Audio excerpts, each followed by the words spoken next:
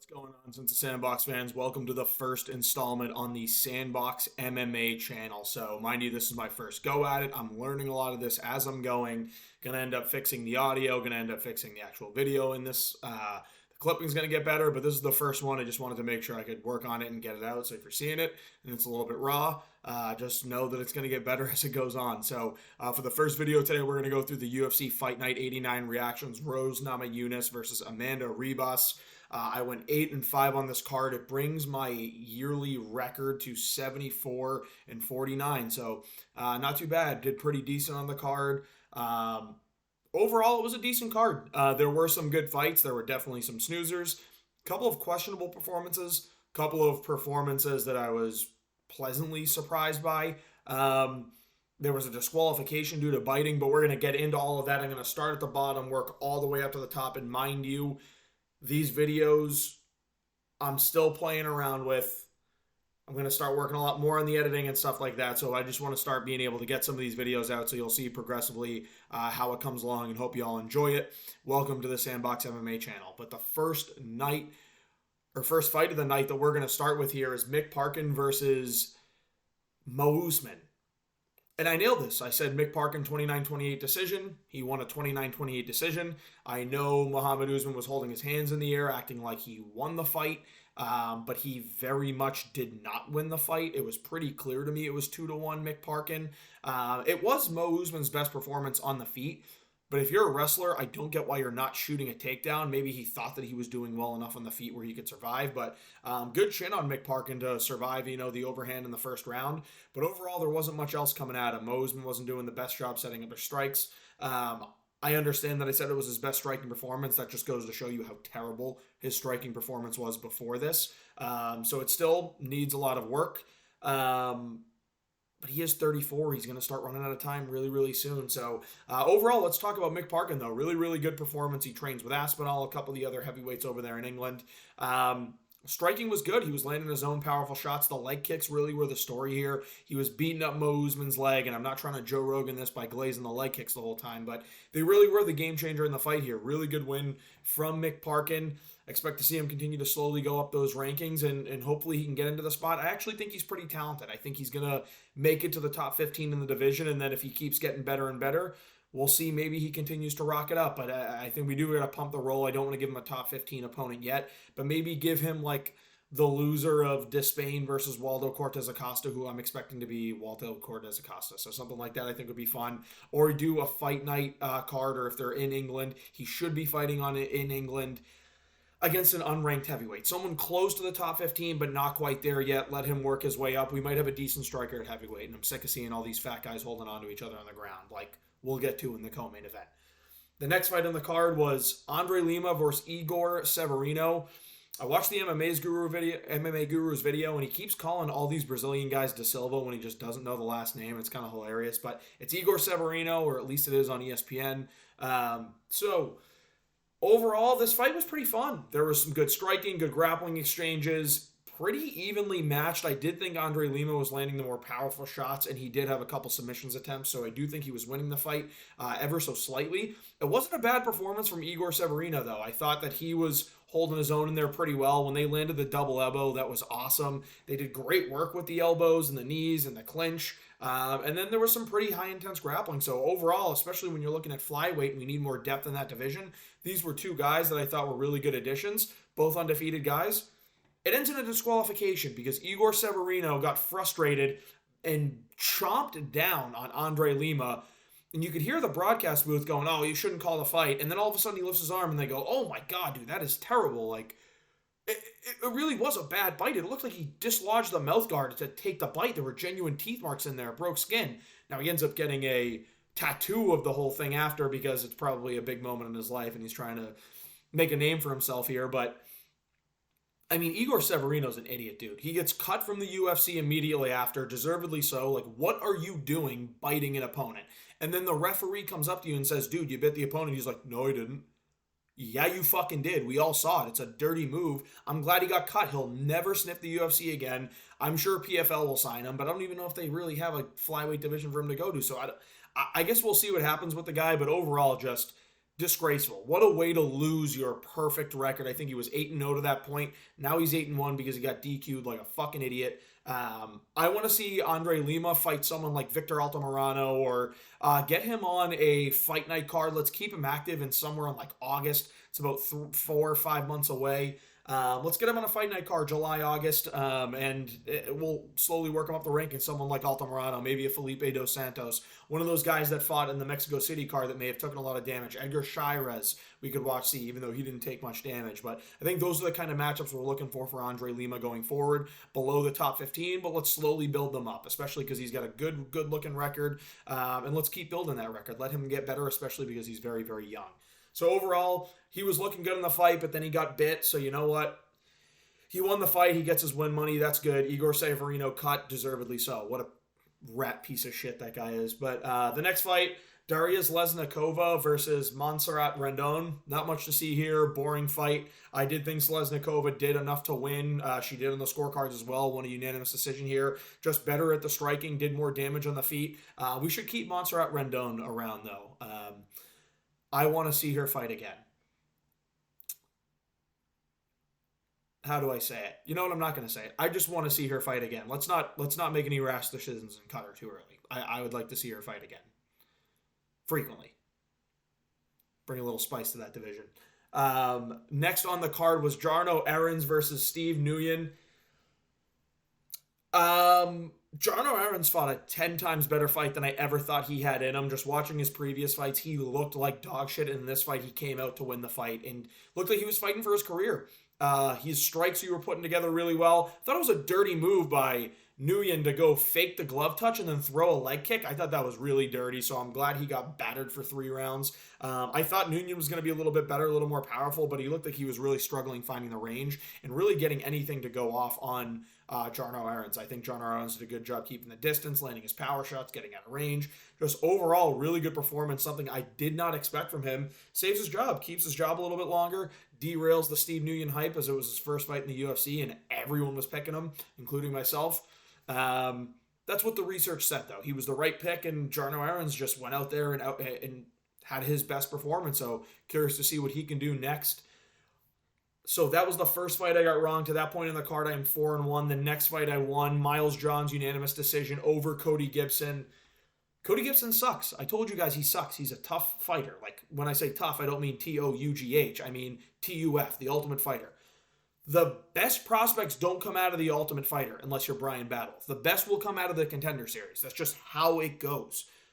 We've seen it year after year. The prospects get worse and worse. Now, I know it's not a good time to say that because the prospects that are in tough in this upcoming season with Alexa Grasso and Valentina Shevchenko actually look really, really good. I'm still in process of watching a lot of their regional fights, but they look good. But in years past, other than Brian Battle, none of them have really panned out to be that good. We see Petrosky is absolute, I don't want to say garbage, but really he's just not top level. He's not going to make it into the rankings at any time. You see all these other guys the same way. It's like Zach Palgo was terrible.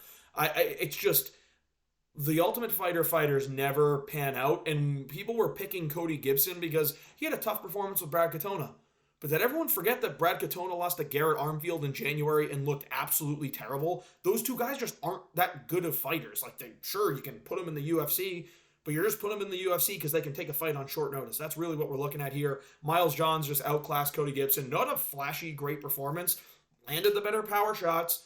Got the takedown, had the top control. There was no damage ability from Cody Gibson. And I get that Miles Johns is breakable. Cody Gibson showed no ability to do that. Good performance for Miles Johns. I think he moves to 14-2 now, maybe 15-2.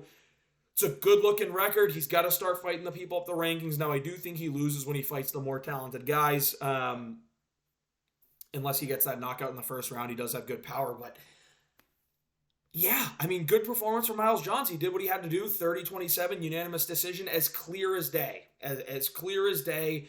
Kind of a casual check. Just saying. So, good pick on my part for Miles Johns, moving me to 5-1. Did get the next fight wrong. Almost got it right. But Ricardo Ramos versus Julian Erosa. Ramos hurt him early, hurt him bad with the 1-2s. And then he shoots a stupid takedown after completely telegraphing it, gets caught in a guillotine for the second time, arm in guillotine and taps. Dude, I want to start seeing fighters just go out from the guillotine. Get choked out completely cold. Because you can't tap to an arm and guillotine at the top level. You just can't do that. That's the second time that Ricardo Ramos has done it. Second time in a row. Stop shooting stupid and bad takedowns. Like that was a dumb telegraph takedown, and good on Julian Erosa for his survivability, being able to weather that first 2.5 minutes and be able to sink in a guillotine. But it didn't even look like he was in all the way. I guess he was. Julian Erosa's long, so those arms, it's good to get. It's really good to get the choke in when you have the longer arms, but it looked like Ricardo Ramos' head was slipping out, but it's like he got up and he pulled it tighter almost, I guess, and he just tapped out immediately. So it must have been very painful. I'm sure it was, but dude, you can't go to the top level and tap to guillotines. You can't go to the top level and get yourself stuck in a million guillotines. Like, dude, I was absolutely astonished. I thought Ramos was going to get that fight done. He's a good submission specialist too, but if you're a good submission specialist and you're not finding a way to get yourself out of that goddamn guillotine from Julian Erosa, like, I don't know what you're doing. Big loss from Ramos. I think that's 2 in a row. Get your shit together, buddy. You're not going to win every fight by spinning back fist. So let's just reel it back in. Let's start working how to drill better takedowns, because these takedown games not usually bad. He's just forcing shitty ones. And let's just go get him next time. Like, Ricardo Ramos is a fun fighter. He's powerful. He's dangerous. He's always looking for the finish. I'm appalled at the fact that this happened 2 times in a row here.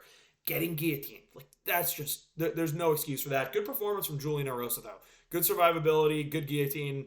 We'll see what happens next with these two guys. So I did get that one wrong, but I got the next one right in Trey Ogden versus Kurt Holobaugh.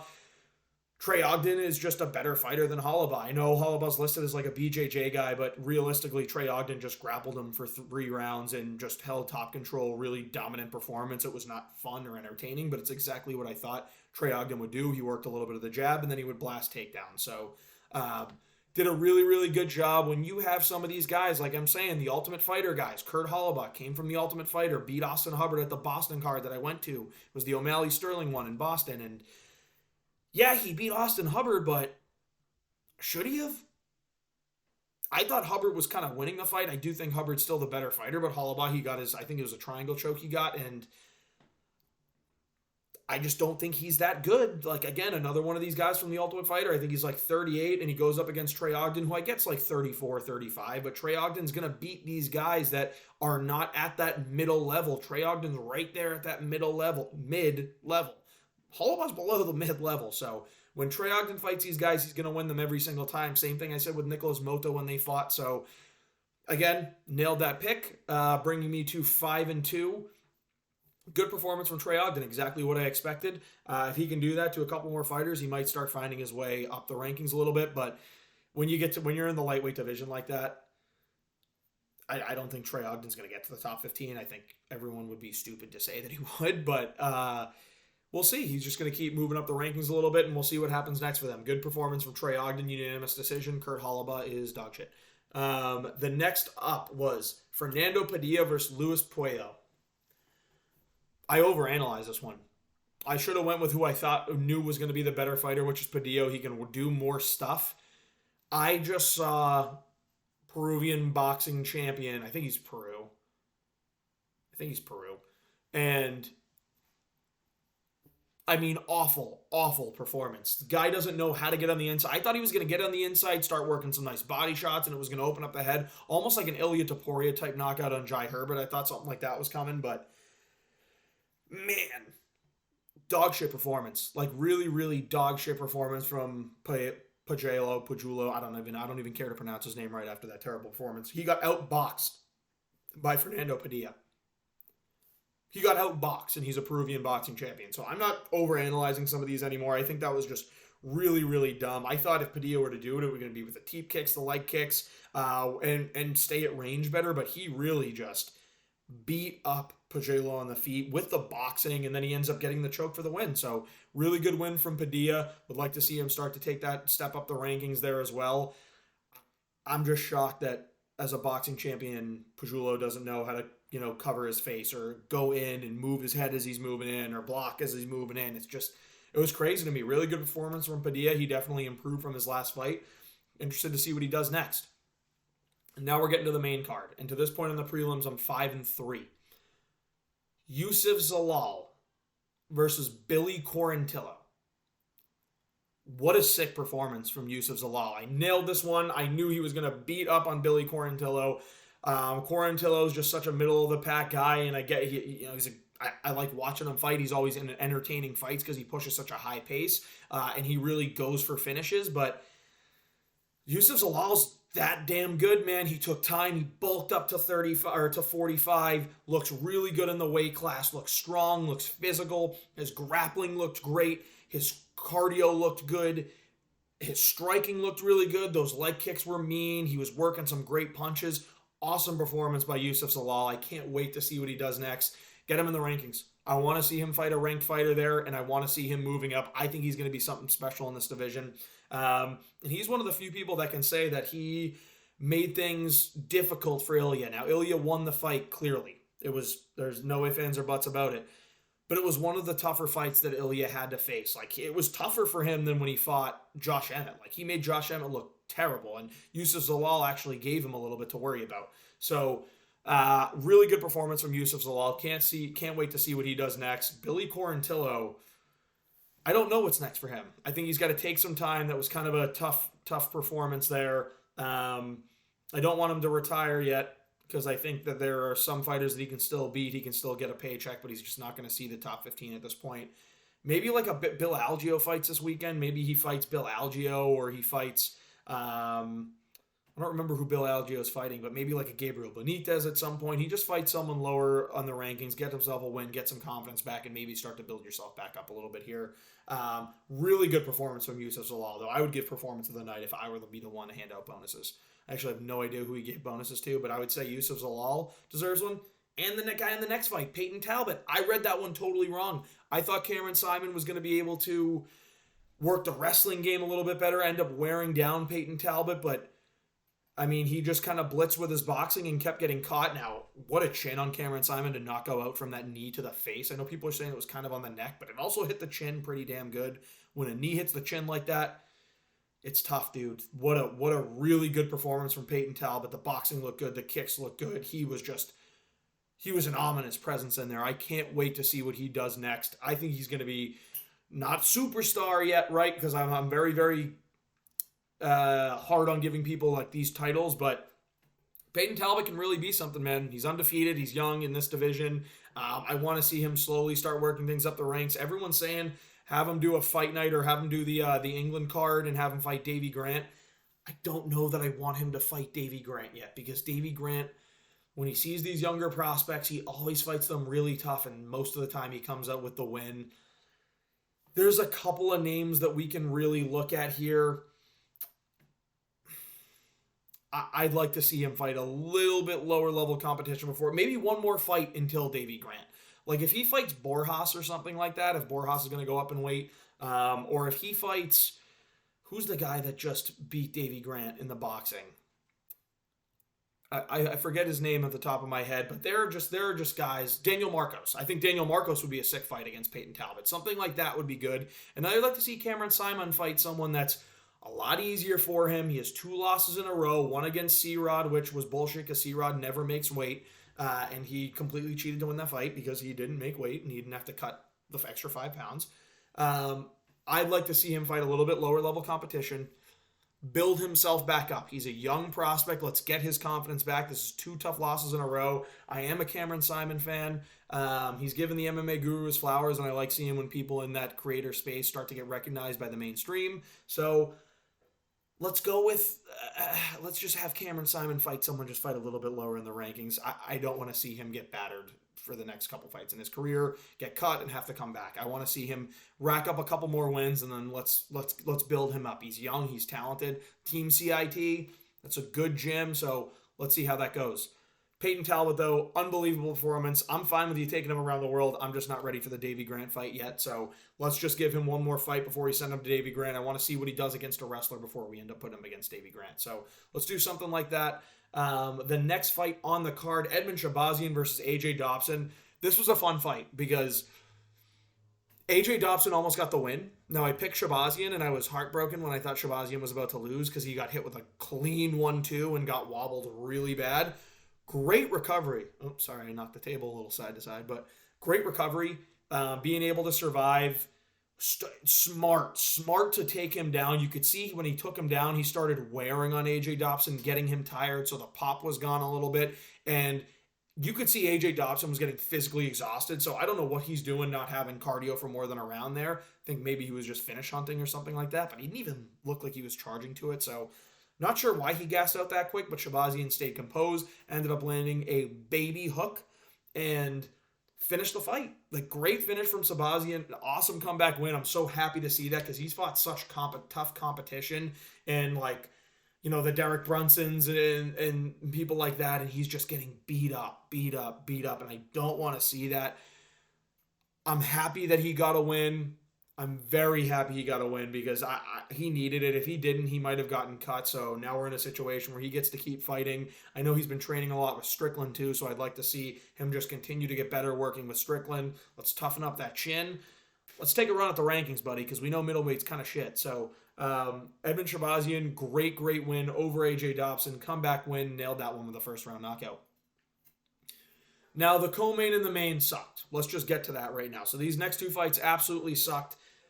Carl Williams got a unanimous decision win over Justin Tafa by grappling and holding on to him. Now, he could have done this for 15 whole minutes. I think he did it for like 11 or 12 because he wanted to see if he would have success on the feet, which is absolutely idiotic because he almost got himself knocked out. I was begging for Justin Tafa to get knocked out, and I hate seeing these crotch sniffers just go to takedowns and lay there the whole time. But Carl Williams did do a good job of landing some powerful shots. The ground and pound, he's a big, strong guy, so that ground and pound was pretty good. Good performance by Carl Williams. Boring, but he won the fight. He did it the way that you have to do it. The Tafa brothers need to get better with the ground game. They can't just be these fat, overweight heavyweights that just have crazy power punches. They're never going to be successful in that sense. They're going to end up being, you know, have those like 15-10 careers and stuff like that because it's just, they're going to go in, they're going to get a crazy knockout, you're going to put them to fight in Australia, they're going to win in Australia, and then they're going to go anywhere else, fight a wrestler, and get absolutely dominated because they have no skill at wrestling. So, really solid performance from Carl Williams. He did what he had to do to get the win. Good grappling, good power, but don't, like, negative fight IQ. Just don't stand on the feet with Tafa when you know he can't stop a takedown. So, good work from Carl Williams. Be smarter in your next fight. Rose Namajunas, Amanda Ribas. I don't know why people are saying Ribas won this. On Twitter, Hyung Yo something, I forget his name, but he had 3-1 Ribas in the first 3 rounds.